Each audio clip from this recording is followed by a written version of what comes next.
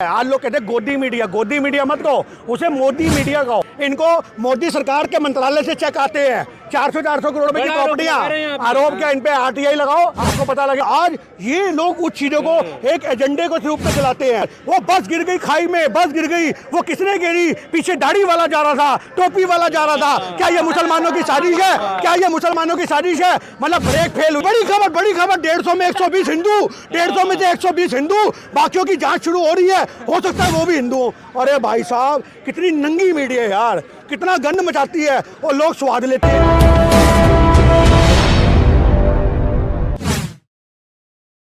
गिनी जी, इंसाफ की मांग लगातार जारी है। अब इतना लंबा समय बीत चुका है, किस तरह से देखते हैं? पहली बात तो बहुत लंबा समय नहीं बीता, 20-25 दिन हुए, अभी तो जुम्मा महीना नहीं हुआ। नहीं है 25 दिन। मैं आपसे कहना चाह रहा हूँ, अभी तो महीना नहीं हुआ। इस सरकार को तो 1.5 साल 2 साल आंदोलन देखने की आदत हो चुकी है। तो आप ये समझो, इस सरकार ने किसान आंदोलन को 1.5 साल चलवा दिया, वो पहलवान आंदोलन को महीने में कैसे समेट देगी? तो आज सबसे बड़ी बात यह है कि हमारे देश के अंदर सरकारें तय करती हैं कि आंदोलन कितना लंबा चलेगा, कब हम न्याय देंगे, कब लोगों की शहादत होगी। जब लोग मरेंगे यहाँ पे खून प्यास से, भूखे प्यास से, तड़प के, तब शायद सरकार के माथे पे जू रहेंगी कि भैया हमें कुछ ना कुछ करना है, कान पे जू रहेंगी किसी भी तरीके से बहन बेटे को इंसाफ दे। मोदी जी को तो लहू देखने की आदत हो चुकी है। जब तक देश में लहू ना दिखे तब तक उनकी कलम चलती नहीं है इंसाफ के लिए। क्या बात कर रहे हैं, मोदी जी क्यों चाहेंगे कि लहू बहे? देखिए, आज आप किसान आंदोलन में 700 किसान शहीद हुए, हो या नहीं हुए? आप CA/NRC में देख लो, कितने दंगे हुए, कितना ज्यादा लाठीचार्ज हुआ। तो आज हमारे देश के अंदर जब तक किसी आंदोलनों को दबाने के लिए सरकार प्रयासरत ना हो, तब तक वो आंदोलन कामयाब नहीं होते। अभी तो यहाँ पे बहन बेटी इज्जत से बैठी, हम जैसे लोग इज्जत से बैठे हैं, हम जैसे लोग उठाए जाएंगे। आप याद रखो, आज यहाँ पे जो लोग आएंगे उनको तोड़ा जाएगा, पकड़ के घेरा जाएगा, मारा जाएगा, पीटा जाएगा। पुलिस के माध्यम से RSS के बंदे जो होंगे वो अपने प्रोपेगेंडा करेंगे। 26 जनवरी हमें नहीं भूलती है किस प्रकार से RSS के बंदे, आप समझो, किसान रैली में घुस करके पूरा तांडव मचा गए थे। आप समझो इस बात को, तो वही सारा माहौल नैरेटिव हमें देखने को मिलेगा, तब जाकर के आप इंसाफ की उम्मीद कर सकते हो। इतनी जल्दी इंसाफ नहीं मिलते सरकार से। पर अभी क्या लग रहा है, जो स्थिति चल रही है उसको लेकर? देखिए, स्थिति ये चल रही है आज की डेट में कि आज लोग परेशान हो रहे हैं कि बहन बेटियों को इंसाफ क्यों नहीं मिल रहा, कि आज इज्जत के मामले इतने सस्ते हो गए हैं कि न्याय का जो प्रक्रिया वो इतनी दूर जा चुकी है। मतलब आज बहन बेटी की इज्जत मैटर नहीं करती हमारे देश के अंदर। हमारे देश के अंदर अगर एक बहन बेटी की इज्जत लूट दी जाती है तो वो भी थाने के अंदर जाकर के रोज अपना बलात्कार खुद करवाती है, ये कहते हुए कि मेरे को इंसाफ दे दो। यानी कि उसके जज्बातों का बलात्कार होता है, यानी कि उसके अरमानों का बलात्कार होता है, न्याय व्यवस्था का बलात्कार होता है, पर बहन बेटी को इंसाफ नहीं मिलता। ये हमारा कहने का मतलब है। प्रोटेस्ट के दौरान ही एक जो सूबा है उसमें जब नतीजे आए तो वहाँ भारतीय जनता पार्टी को हार का सामना करना पड़ा।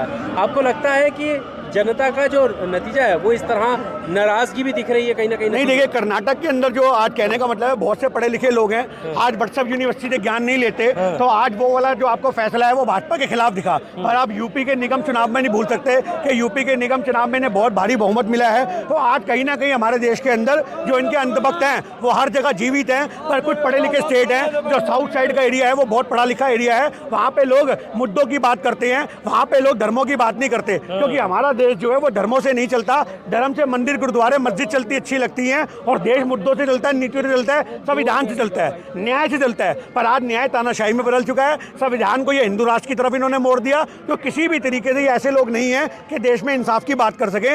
इंसाफ के खिलाफ कैसे खड़ा होना है वो मोदी सरकार से देखने को मिलता है हमें। पर जितने सारे लोग कहीं ना कहीं, जो अभी जैसा आपने हिंदू राष्ट्र की बात की, बागेश्वर धाम वाले बाबा हैं, वो बिहार में दरबार लगा रहे हैं, उसमें हजारों लोग हैं, और यहाँ तक के बीजेपी के नेता भी वहाँ आरती कर रहे हैं। यूपी और बिहार एक ऐसा राज्य है जहाँ पे इनकी अंधभक्ति का असर बहुत ज़्यादा है। आज इनके संगठन के लोग बहुत ज़्यादा हैं।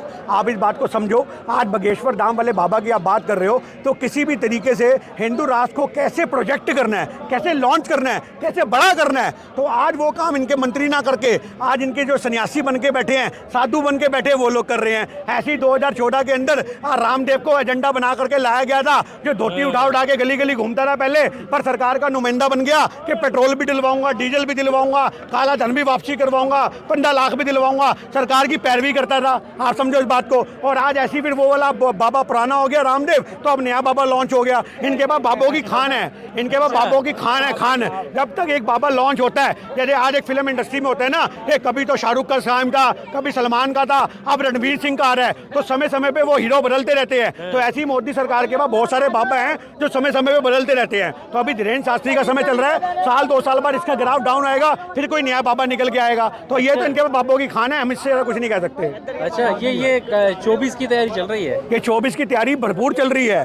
आज हमारे देश के अंदर पहले ये होता था कि जो पार्टियां होती थी वो इलेक्शन की तैयारियों के लिए नीतियां बनाती थी, मैनिफेस्टो बनाते थे। ये देखते हैं कहाँ पे धर्म के लोग कितने हैं। यहाँ हिंदू धर्म के लोग ज़्यादा हैं तो यहाँ हिंदू राष्ट्र की बात करो, यहाँ पे मुसलमानों के लोग ज़्यादा हैं तो यहाँ पे दंगे करवाओ। तो इनको ये फॉर्मूले पता है कि किसी भी तरीके से कैसे भी करके मुद्दों को हिंदू और मुस्लिम पे जोड़ना है। आज बाकी मुद्दे खत्म कर दो और हिंदू मुस्लिम पे मुद्दे जोड़ दो किसी भी तरीके से।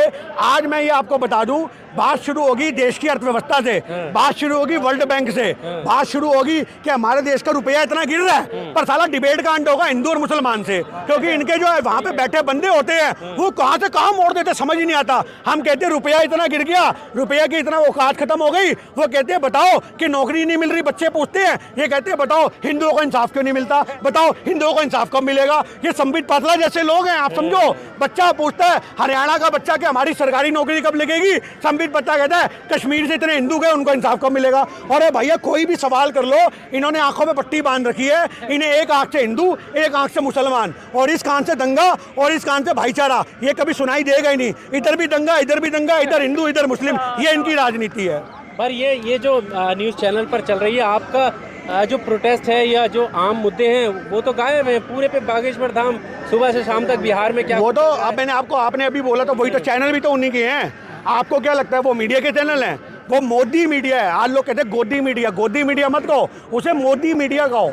अंजना ओम कश्यप से लेकर के अनीश देवगन तक, अमन चोपड़ा तक, सुधीर चौधरी तक, ये सारे वो बंदे हैं जिनको मीडिया वाले तनख्वाह नहीं देते। इनको मोदी सरकार के मंत्रालय से चेक आते हैं, 400 करोड़ रुपए की प्रॉपर्टियां। आरोप क्या इन पे RTI लगाओ, आपको पता लगेगा अंजना ओम कश्यप की कितनी प्रॉपर्टी है। इनको सरकार के मंत्रालयों से चेक आते हैं, नीचे से मिलते हैं, ऊपर से मिलते हैं, दाएं से मिलते हैं, बाएं से मिलते हैं, बारिश होती है नोटों की, सुरक्षा मिलती है इन लोगों को। तो आज हमारे देश के अंदर मीडिया जिस दिन ईमानदार हो गया, जिस दिन मीडिया अपना ईमान बेचने की सोच गया कि हमने ईमान नहीं बेचना, अरे पत्रकारिता का एक धर्म होता था, पत्रकारिता सच्चाई होती थी। आज से पहले DD न्यूज़, फलानी न्यूज़, ढिमकानी न्यूज़, ये खबर आती थी यहाँ इतने लोग मरे, बस गिरी खाई में।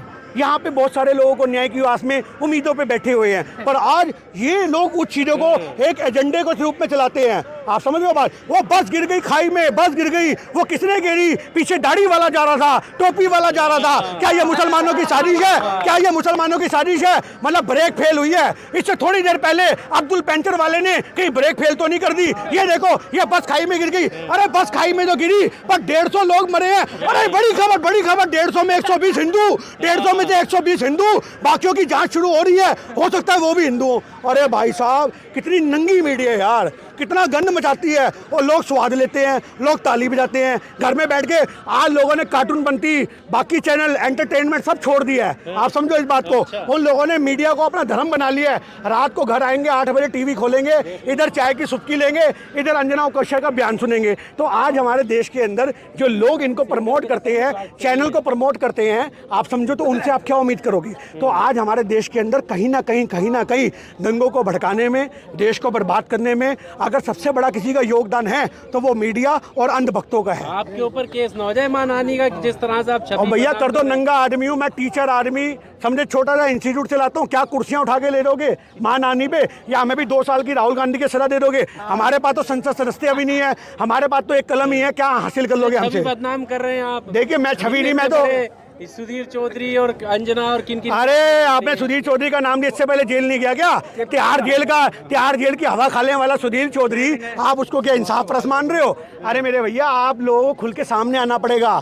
पत्रकारिता क्या होती है ये लोगों को आपसे सीखना पड़ेगा। जो जान हथेली में लेके सोशल मीडिया वाले, बेशक यूट्यूब के माध्यम से आप लोग अपना परिवार पालते हो, पर कहीं ना कहीं चलते तो अकेले ही हो। तो जान हथेली में लेकर के ऐसे आंदोलनों को कवर करते हो, ये बहुत हिम्मत की बात है, ये बहुत ताकत की बात है। जितने में तुम्हारा कैमरा भी नहीं खुलेगा उससे पहले तुम्हारी भी टिकट कट जाएगी, पर उसके बावजूद भी तुम लोग यहाँ पे बने रहते हो, ये काबिले तारीफ है। वो नेशनल मीडिया वाले यहाँ पे आते हैं तो भी गोदी मीडिया मुर्दाबाद के नारे लगते हैं। आप समझो श्वेता सिंह यहाँ पे आई तो हमारी पहलवान जो समर्थक थे उन्होंने गोदी मीडिया मुर्दाबाद के नारे लगा के भगा दिया। आपने क्या छवि बना ली है? आप समझो, आप एक महिला हो, महिला को हम लोग सम्मान की नजर से देखते हैं, पर जब महिलाएं अपने सम्मान को खुद लुटाने पे लगी हो तो क्या कहा जाए? फिर अगर वो आते, यही तो गलत बात है। देखो पहले तो आप कहते हैं कि कवर नहीं करते, अब अगर कोई महिला पत्रकार यहाँ कवर करने आ रही है तो उससे कह रहे हैं गोदी मीडिया दिन में कवर क्यों नहीं करती?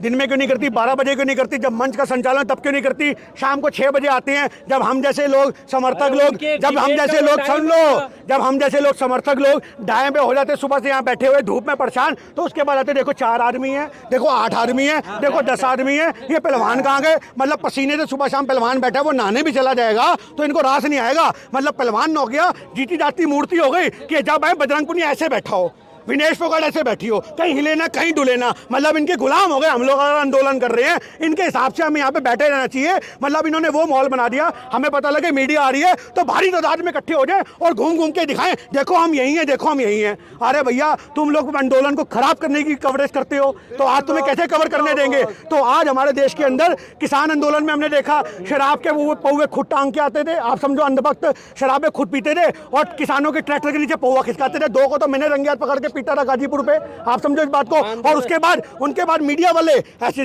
ये देखो ये पौवा दिखा रहे हैं, उधर किसान हमारा बाबा शहीद हो गया वो नहीं दिखाया, 104 बुखार में तड़प तड़प के मंजे पे मर गए वो नहीं दिखाया, पौवे दिखा रहे हैं। अरे पौवा अगर दिखा रहे हैं तो पौवा पीने की चीजें तभी तो लोग पी रहे हैं। बंद करवा दो ठेके, बंद करवा दो। गुजरात में शराब बैन, बिहार में बैन, तब भी वहां पे रात रात को बिकती है। कहां से आती है? तुम्हारी एजेंसियां फेल हैं, तुम्हारी इंटेलिजेंसी फेल है। तो आज हमारे देश के अंदर कितने भी आप काम कर लो, जब तक सरकारें पीछे रास्ते से सारे दरवाजे खोलेंगी तब तक कुछ भी सही नहीं हो सकता। इंसाफ की बात करते हो, इंसाफ तक सपना है, सपना आज हमारे लिए। जब हम लोग यहाँ बैठे थे तब भी हमें पता था ये हमारे लिए सपना है। यहाँ शहादतें भी होंगी, यहाँ पे लहू भी बहेगा, यहाँ पसीने भी बहेंगे, यहाँ लाठी चार्ज भी होगा। अभी तो कुछ भी नहीं हुआ, अभी तो लाठी चार्ज भी होगा। बहुत सारे दिलेर लोग होंगे जो बैठे होंगे, जब लाठी चार्ज होगा बुजुर्ग भागेंगे, उनके ऊपर 2 लोग कूद के गिरेंगे, बुजुर्ग नीचे दब जाएगा और फिर मीडिया में खबर चलेगी देखो भगदड़ में पहलवानों ने बुजुर्ग को मार दिया। तो ये हमारे देश का एजेंडा चल रहा है, इस एजेंडे को समझने की जरूरत है।